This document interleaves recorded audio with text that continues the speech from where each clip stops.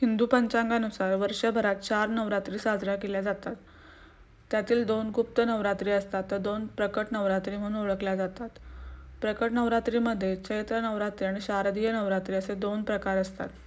यातील शारदीय नवरात्री ही मोठ्या उत्साहात आणि थाटामाटात साजरी केली जाते.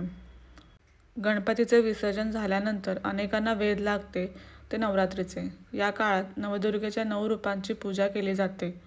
नवरात्रीच्या पहिल्या दिवशी घटस्थापना असते. अर्थात यावेळी कलशस्थापना करण्याची परंपरा आहे. कलशस्थापना केल्याशिवाय नवरात्रीच्या 9 दिवसांची पूजा अपूर्ण मानली जाते. हा कलश पहिल्या दिवसापासून ते 9व्या दिवसापर्यंत घरात ठेवला जातो. त्यानंतर हा कलश दशमीला अर्थात दसऱ्याच्या दिवशी विसर्जन केला जातो. परंतु तुम्हाला देखील प्रश्न पडला असेल ना, नवरात्रीत कलशस्थापना का केली जाते? जाणून घेऊया त्याबद्दल सविस्तर.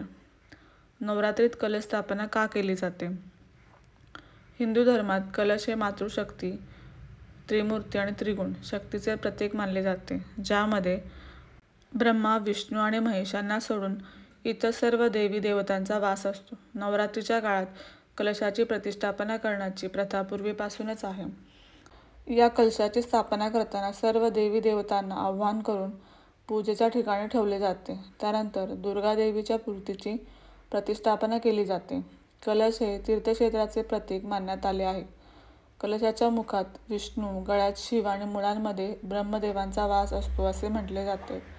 तसेच यात असणारे पाणी हे शुद्ध, शीतल आणि स्वच्छतेचे प्रतीक मानण्यात आले आहे.